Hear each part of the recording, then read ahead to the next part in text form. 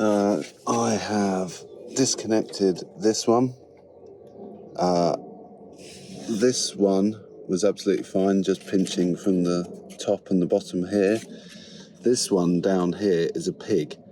If you watch that Help Me DIY video, actually what I ended up doing was getting a pair of grips on the clip under here and then getting my hand down there and pulling back on the clip this way, and that managed to get it free. These bolts down here, they're 10 mils. I did it from the top with a little ratchet tool. I'll show you that in a minute. Actually, it wasn't too bad getting down here from the top, ratchet the 10 mil bolts out. Now, this will now start to move. So I need to just pry it away from down here and then we're good to go.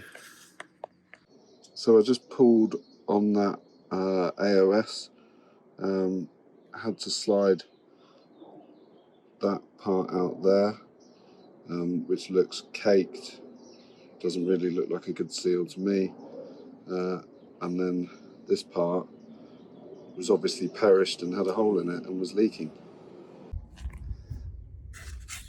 So there's the remainder of the hose with the clip on it, and I'm going to take that off in a second. I'm going to clean up all down here, all down there, so then I can see if there's any further leaks. Right, so I've got myself this Silverline ratchet clamp pliers to undo the clamp and hopefully make it easy to put the clamp, the bellows back on. So here they are, and then when you clamp that together, it makes the grip close, and off comes your clamp. I'm just going to test it out. So there we have it, that's gripped onto there nicely. Close that clamp, and then that will just slide off. So we'll do that, but in reverse. Right, so I'm going to try and get this on video. So using these clamps, I'm going to edge it around that and around that one. I'm going to squeeze that together, and then hopefully it should slide off like that. Woo! So here's my nice new shiny one. I'm just going to take the old bracket and put that on there and reverse the process, hopefully. Fingers crossed.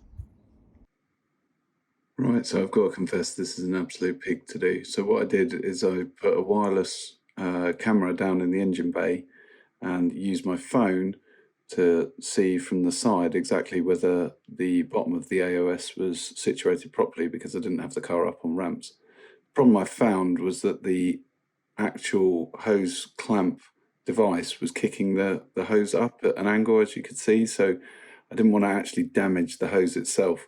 I couldn't get it to sit right, so I took it in and took it out, and then tried to have it sit flat, but then I couldn't tell from whether it was definitely seated properly or not.